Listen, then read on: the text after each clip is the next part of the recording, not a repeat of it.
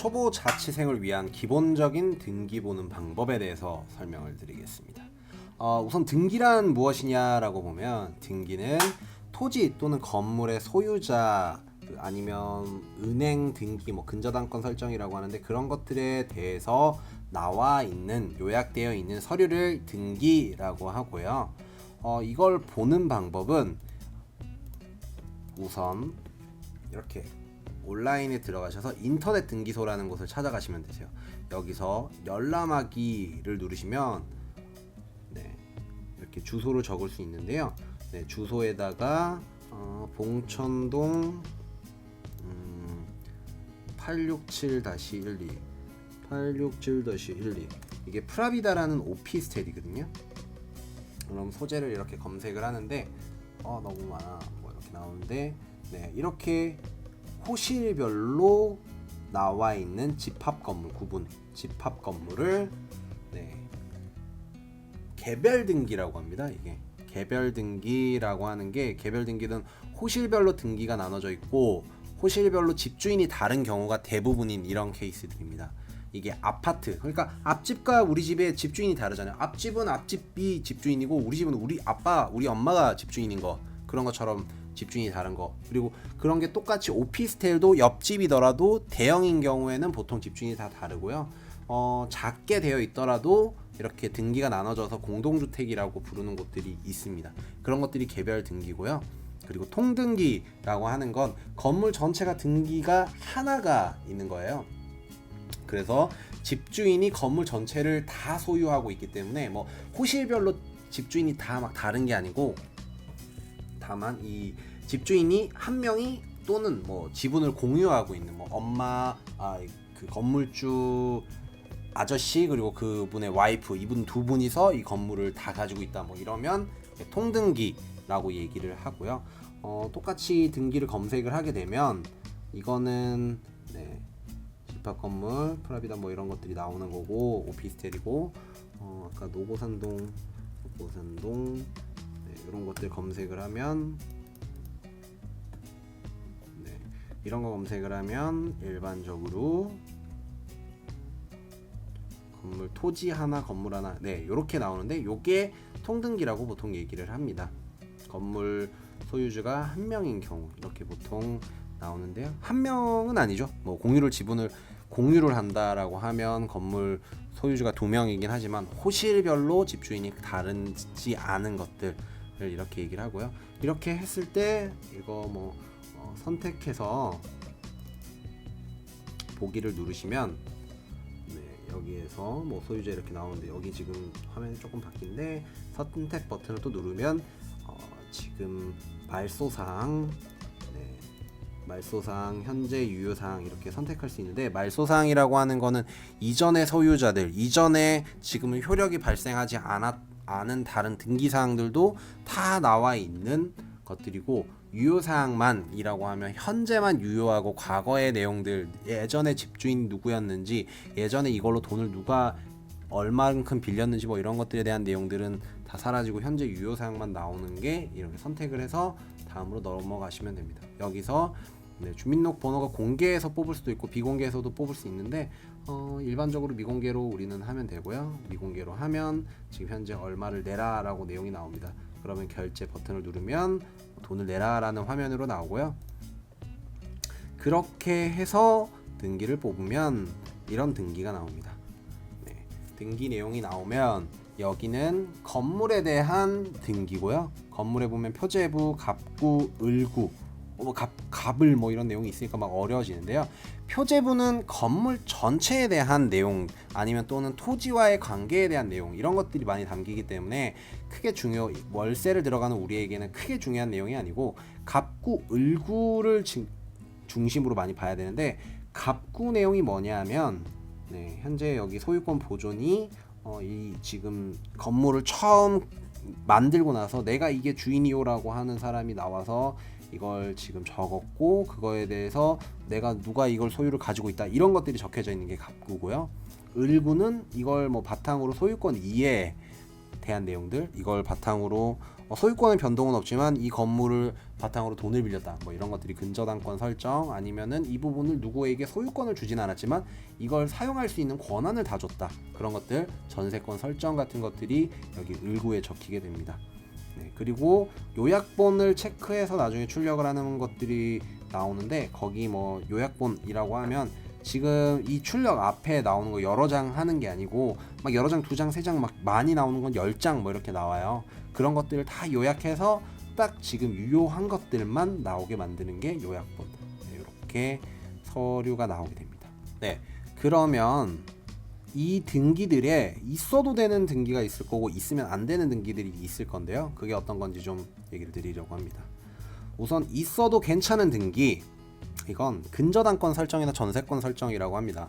전세권 설정, 내가 들어가는 전세 얘기 많이 들어봤는데 라고 하는데, 그 전세가 조금 다른 건 여러분이 알고 있는 사람이 들어가서 주택보호 그 전입신고에서 받는 건 그거는 임대인데 금액이 전세금에 버금가게 되는 건데, 그런 것들은 전세권을 설정하지 않더라도 전세의 버금가는 효력을 발휘해서 내가 보호를 받을 수 있기 때문에 전세권 설정 등기를 안 하는데, 이런 주식회사 GS 리테일 이런 데는 지금 편의점으로 보이는데, 이런 편의점 같은 경우에는 전세로 들어가게 되면 보호를 받을 수가 없어요. 그러니까 주택임대차 보호법에 의해서 보호를 받는 거지, 여러 분 외에 주식회사 이런 것들이 보호를 받지 못하기 때문에 전세로 들어간다 하더라도, 그렇기 때문에 이런 식으로 전세권 설정 계약을 하게 되는 거라고 보시면 되고요.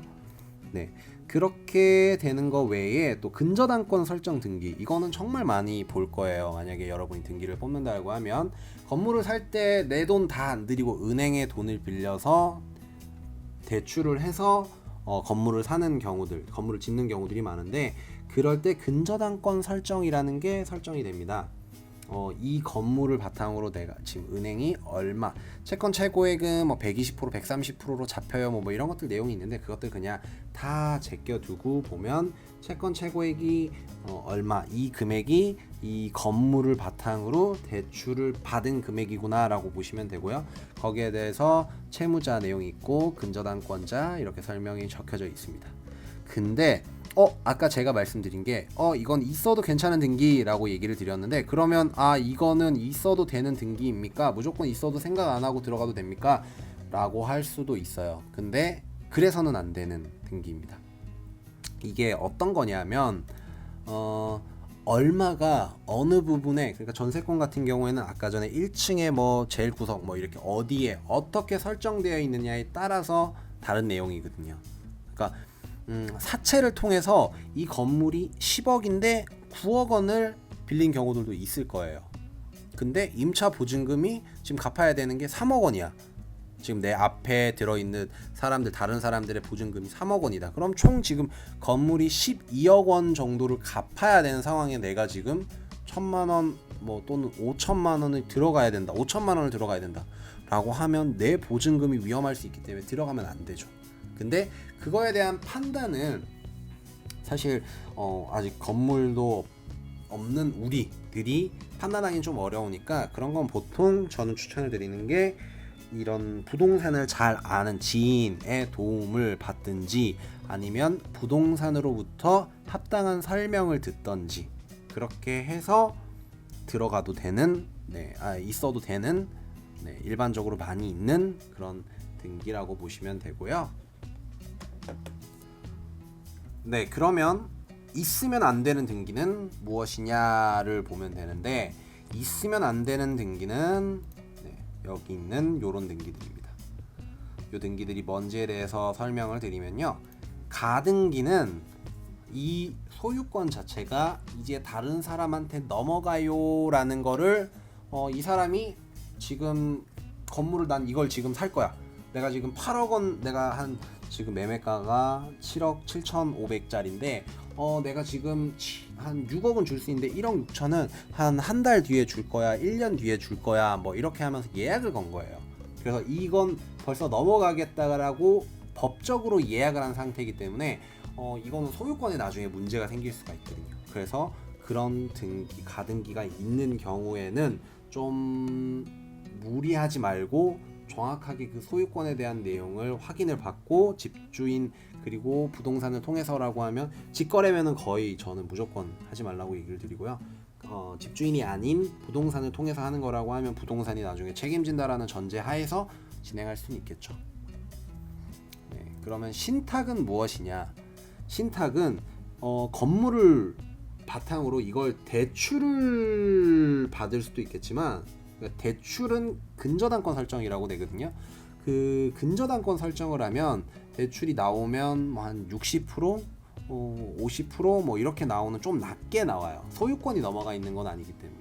근데 소유권마저도 이 사람에게 넘겨주고 건물에 대해서 다 넘겨줬으니까 대출도 많이 줘 라고 하는 것들이 신탁이라고 보면 되는데, 신축 건물일 때 많이 설정이 되는 거고요. 왜냐하면 아직까지 보증금이나 이런 것들이 많이 안 들어왔기 때문에 자금적으로 많이 부족해서 아예 소유권을 넘기고 대출을 받아가지고 건물을 짓는 경우들이 신탁에 많고요.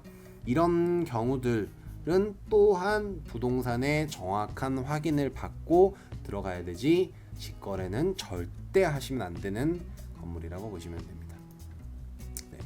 그리고 이제 좀 많이 보실 수 있는, 경우에 따라서 많이 볼 수 있는 압류, 가압류인데, 이건 건물주가 돈을 안 갚아서 또는 그에 버금가는 어떠한 내용들 때문에 이 건물을 팔게 되면 그 돈을, 내가 못 받은 그 돈을 이 건물의 판 금액에서 돌려받겠어요, 허가해 주세요 라고 법원에 신청해서 그게 허가가 나면 들어가는 등기입니다. 그러니까 법적으로 이 건물이 만약에 10억짜리인데 이 건물이 경매로 넘어가기 직전에 내가 가등기로 5억 원을 설정을 해놨다 라고 하면 나중에 이 경매로 넘어가서 이게 뭐 7억 원에 넘어가더라도 5억 원에 대해서 보장을 받을 수 있게 되는 거죠.